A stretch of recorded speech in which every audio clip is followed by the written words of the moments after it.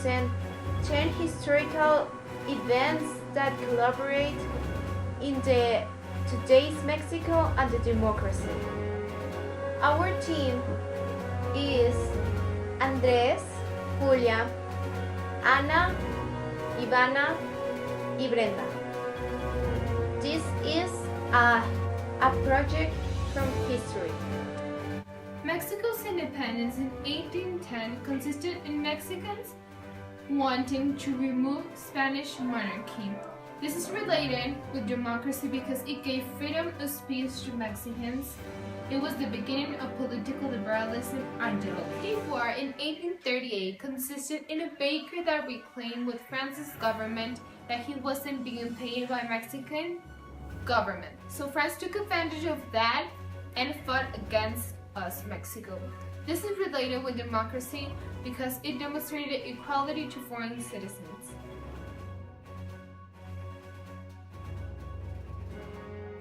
The Porfiriato was a stage that was ruled by Porfirio Diaz, in which capitalism was developed and Mexico improved in many aspects. Mexico had unstable governments until Porfirio Diaz came to power and established a dictatorial government that lasted for 31 years. With the revolution of Tuxtepec in 1876, Porfirio Diaz came to power when he derogated the government of Lerdo de Tejada. There were many technological advances such as the railroad and architecture that was inspired from the French trends.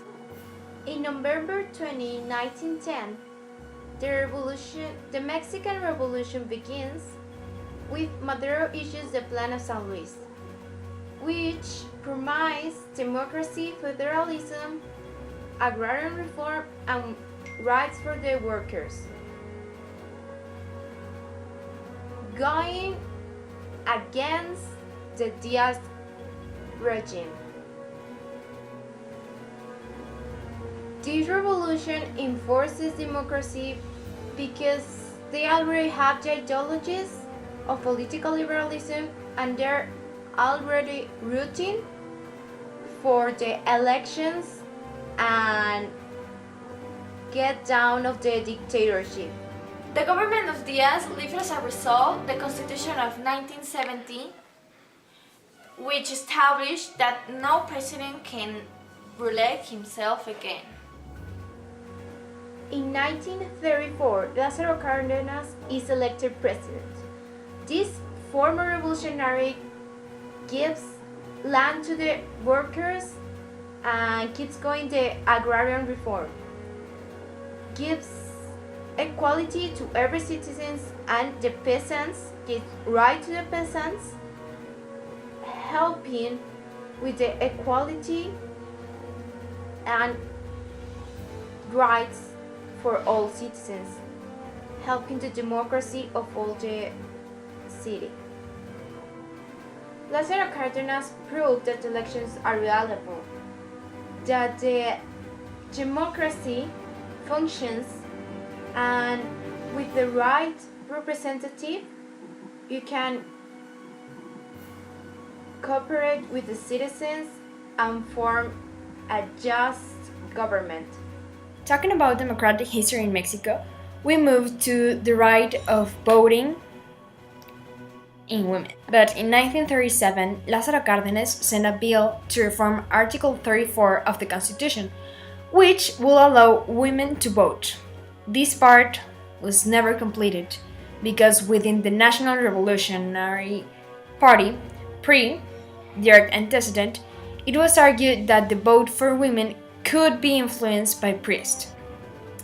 The right to exercise a vote for anyone over age is now seen as trivial, but this is something that has caused a lot of struggle around the world.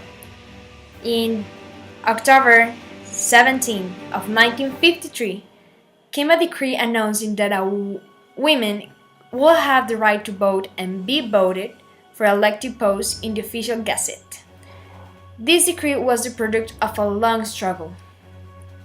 The history of this goes through 1923 in Yucatan, where the first right of voting in women was seen as something normal, but then it was vanished again in 1924. The same story happened in San Luis Potosí and Chiapas. The July 3 of 1955 was the first Mexican woman cast her vote in a federal election to integrate the legislature of the Congress. Talking about that, we go through all the world to one of the first countries in the world that gave women equality was Australia in 1912, but only to white women.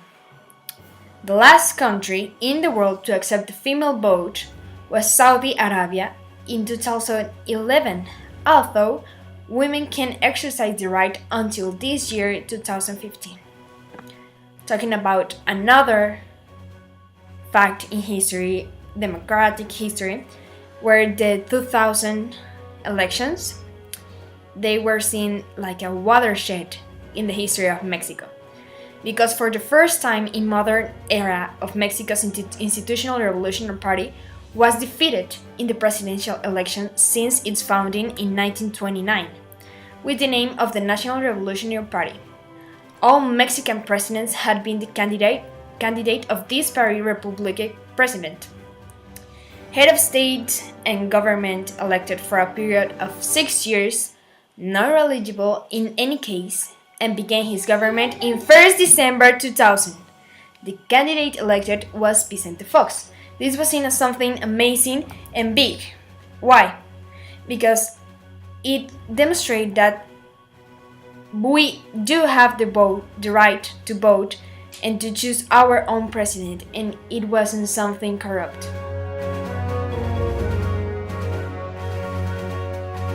At the end of the 90s, starting 2000, we have an economic crisis with the latest pre-candidate Ernesto Zedillo.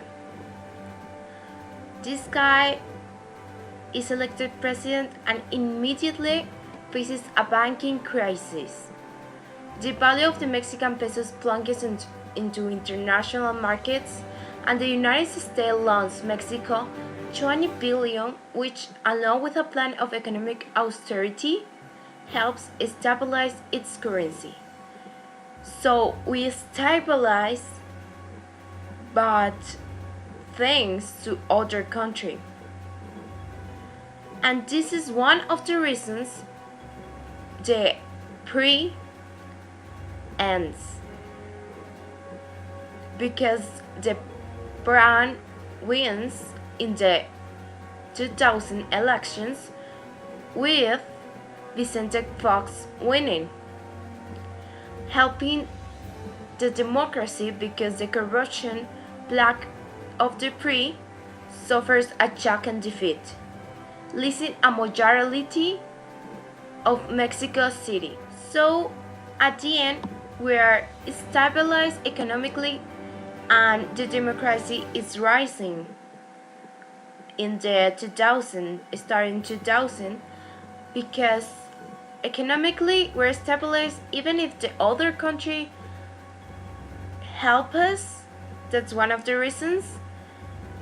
Other reason we're economically safe is because we have another party, because Vicente Fox won. Also, it is a reason of democracy we're rising, because we help to defeat the corruption of the pre-party.